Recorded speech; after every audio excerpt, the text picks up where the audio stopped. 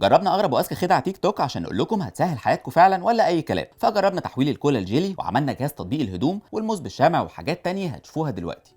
في الفيديو ده بيقول لك ممكن تحول الكولا لجيلي كولا في نفس الازازه عادي، وتضغط عليها كده تبظ وتاكل منها وكل حاجه. فتعالوا نجرب. جبنا الكولا، حطيناها في حله على النار، وعليها 3 معالق صغيرين جيلاتين. قعدنا نقلب شويه لحد ما الجيلاتين داب، وبعدين رجعناهم في الازازه تاني، دخلناهم الفريزر لمده ساعتين، ودي كانت النتيجه في الاخر. حاجه مبهره جدا. الجيلي بيطلع من الازازه كده تقطم منه على طول، ساقع وطعمه حلو قوي. بس لما عملناها في الفانتا الازازه انهارت، ما استحملتش الحراره وكشت في نفسها.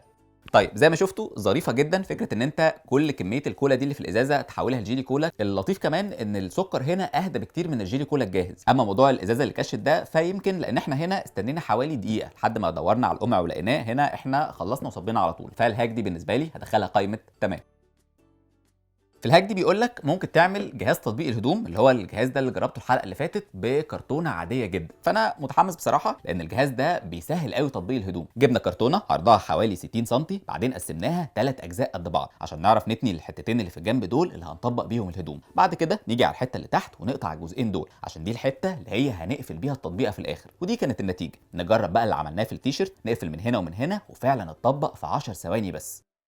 طبعا عبقريه، في ثواني كده تقلب الحاجات على بعض تتطبق على طول. بس هي يمكن كانت محتاجه تكبر شويه. يعني انتوا لو قررتوا تعملوها خلوا ابعاد الكرتونه حوالي 65 في 55 سم. ده تقريبا نفس عرض الجهاز بتاع امازون اللي جربناه. بس طبعا الاختراع فعال جدا، بيطبق في ثواني، فهندخله قائمه تمام. دي بقى فكره تبان تافهه بس انا شايفها عبقريه. قال لك لو عندك حاجه غاليه عايز تخبيها ممكن تحطها في مكان غير متوقع خالص، جوه برطمان مكرونه. فجبنا البرطمان، ملينا نصه بالمكرونه، بعدين حطينا الحلق ونملى باقي البرطمان لحد ما الحلق يختفي تماما. بصوا هي تبان تافهه بس حلوه بصراحه. يعني انت لو ما عندكش خزنه مثلا في البيت، او درج بيتقفل من مفتاح، وانت نازل مثلا بره البيت وخايف على حاجه معينه، مستحيل الحرام يروح يفتش في المكرونه الا لو كان جاي يطبخ يعني. فبالنسبه لي الهاك دي هدخلها قائمه تمام. الهاك دي بتقول لك لو عايز تحافظ على الموز اطول فتره ممكنه هتغلفه بايه بقى؟ بالشمع. معرفش البلاستيك راب والفويل كل الحاجات دي اثرت في ايه، بس خلونا نشوف يمكن الموضوع يبقى مختلف فعلا. جبنا الشمعه وشغلناها لحد ما ساحت من فوق، بعدين بدانا ننزل اطراف الموز كده ونقلبها في كل حته عشان تتغلف كلها، وفي ثواني الشمع مسك وعمل الطبقه العازله دي.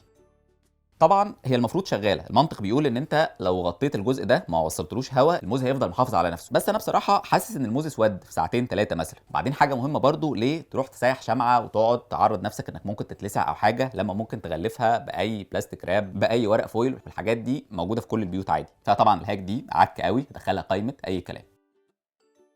في الفيديو ده عملوا تتبيله فراخ بالشيبسي مع صوص الرانش. قال لك ايه بقى؟ الشيبسي ده هيبقى بدل البقسماط، يعمل لك الطبقه المقرمشه دي اللي بره، هيبقى طعمه حلو قوي. فبدانا على طول، جبنا كيس شيبسي بالجبنه، كسرناه كويس لحد ما بقى ناعم، بعدين زودنا عليه صوص الرانش، معاه كمان بيضه عشان تمسك الحاجات كلها مع بعض. بدانا بقى ننزل الشرايح بتاعه الفراخ واحده واحده كده، ونقلب الكيس كويس جدا. بعد كده نزلناه في صينيه، حاولنا بس ايه نثبت كده الشيبسي على الفراخ لحد بس ما يدخلوا الفرن ويمسكوا في بعض. وده كان الشكل في الاخر. مش مبشر قوي يعني، مش الشكل اللي كنا متوقعينه، بس بصراحه طعمها مش وحش. طيب مش وحشه بس مش احسن طريقه تاكل بيها الفراخ. اولا الشيبسي مزيت، فبدل ما يعمل طبقه مقرمشه عمل كده طبقه تخينه وطريه مش حلوه خالص. ثانيا بقى الطبقه عشان تخينه ما مسكتش في الفراخ اصلا، فاحنا كنا بناكل فراخ لوحدها من غير الكوتنج اللي عليها ده. الطعم نفسه مش وحش يعني، كتوابل كخلطه صوص رانش على الطعم الجبنه اللي في الشيبسي حلو مش وحش. فالهاك دي مش هدخلها ولا قايمه من الاثنين. الفيديو ده بيقول لك لو عندك عصير فريش ممكن تحوله لسوربيه او يعني ايس كريم بطريقه سهله جدا. مجرد بس كيسين بلاستيك كده يعملوا لك ايس كريم. انا مش واثق قوي بس تعالوا نجرب. جبنا كيسين من اللي هم بيتقفلوا دول، بس واحد صغير وواحد كبير. بدانا بالصغير، نحط العصير بتاعنا وبعدين نقفله ونحطه في الكيس التاني، وده بقى اللي هنملاه بكل كميه التلج دي عشان لما نرج كده 5 دقايق ولا حاجه العصير اللي جوه يتجمد ويتحول لايس كريم. احنا قعدنا اكتر من 5 دقايق بصراحه، ادينا له فرصته للاخر، ولما فتحنا الكيس الصغير صبينا عصير عادي جدا زي ما حطيناه زي ما اتصب. انا ما اعرفش ازاي كنت مصدق او متوقع انها ممكن تنجح. العصير عشان يتجمد او يبقى عامل زي السوربيه كده محتاج يقعد 3 4 ساعات في الفريزر، مش كيسين بلاستيك وشويه تلج والحاجات دي. فطبعا الهاك دي هدخلها قائمه اي كلام. الفيديو ده فيه حركه سحريه بيخليك تسيح الزبده اللي هي بتبقى خارجه من الفريزر دي متلجه في دقيقتين 3، بتخليها تنزل لدرجه حراره الغرفه كانك سايبها بره من امبارح. قال لك ايه بقى؟ نجيب مكعب الزبده ده متلج زي ما انتم شايفين، بعدين نجيب كوبايه ونملاها ميه سخنه بتغلي، نرمي الميه دي في اي حته، بعدين نحط الكوبايه على الزبده، فالحراره اللي جواها تسيحها وتخليها تمام. وزي ما انتم شايفين الزبده فعلا ساحت، بس الطبقه اللي فوق بس، لكن من جوه قلبها كان جامد عادي. فقلنا نسيبها شويه كمان. بصراحه المره دي الموضوع كان احسن بكتير. هي ما ساحتش للاخر برضو، بس بقت اسهل بكتير في التعامل. طبعا عبقريه فكره ان الزبده اللي خارجه من الفريزر دي جامده جدا زي الحجر تتحول في دقيقتين ولا 3 لحاجه كده سهله تعرف تتعامل معاها. الهاك دي تمام قوي. الفيديو ده لو ظبط هيبقى عبقري بجد. قالك ممكن تعمل خلطه كده تحطها على اي حله فيها بقع صعبه، الحله اللي هي اسودت دي من كتر الدهون والاستخدام ممكن تطلع كل اللي فيها في 10 دقائق. فعلى طول جبنا الطاسه دي متبهدله من تحت وحطينا المكونات، رشه ملح كويسه، بيكنج صودا، بعدين صابون مواعين، ونبتدي ندعك شويه عشان نخلي كل الحاجات دي تدخل في بعض. بعدين نغطي بشويه مناديل من فوق ونغرقها بالخل ونسيبها على جنب ربع ساعه. وبعد ما الوقت عدى ده كان شكلها ولا اي حاجه. زي ما شفتوا الفرق الوحيد ان احنا خسرنا شويه ملح وبيكنج صودا وصابون وخل بس كده، مفيش حاجه نطفت، حتى الصابون العادي ما عملش فيها فرق. فطبعا الهاك دي هدخلها قائمه اي كلام. الفيديو اللي جاي ده بقى غريب قوي، بيقول لك لو حطيت صابونه في الميكروويف هتنفش كده وحجمها هيتضاعف مرتين 3. مش عارف الهدف بصراحه، بس خلونا نجرب يمكن يبقى فيه وجهه نظر في الاخر. جبنا الصابونه دخلناها الميكروويف لمده دقيقتين، بعدين طلعت بشكل غريب جدا، منتفخه كده وحجمها كبير مش مفهومه خالص. فسيبناها تبرد شويه، بعدين خدت منها حته حاول اغسل بيها ايدي، بس النتيجه صفر. تخيل كده الصابونه السهله دي اللي بتتزفلط وتغسل بيها ايدك وتسيبها على طول، تقعد بقى تلف حوالين نفسك، تدخلها الميكروويف وتسيبها تبرد وتاخد منها حته، وفي الاخر تتحول لشبه بواقي الصابون دي اللي هي العجينه الوحشه اللي بتترمي. حاجه بصراحه مش مفهومه خالص، ده غير بقى انها بهدلت ريحه المكان، بهدلت ريحه الميكروويف. فطبعا الهاك دي هدخلها قائمه اي كلام.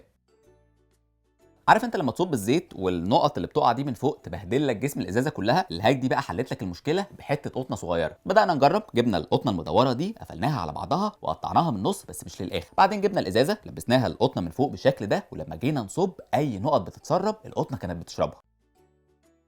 يعني العبقريه في البساطه والله. ازازه زيت الزيتون دي عاده بيبقى جسمها متبهدل والزيت بيمسك فيها كده ويعمل طبقه زي الشحم، فبكل بساطه القطنه حلت لك الموضوع. الهاك دي طبعا تستاهل قائمه تمام.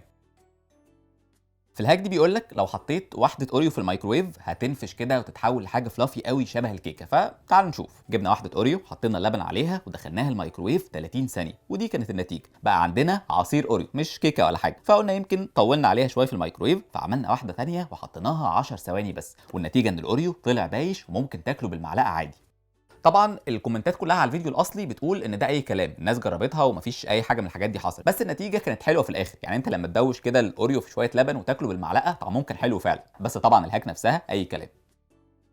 لو عجبتكم الحلقه اعملوا لها لايك وشير، وقولوا لنا في التعليقات عايزيننا نجرب هاكس ايه تاني الحلقات الجايه.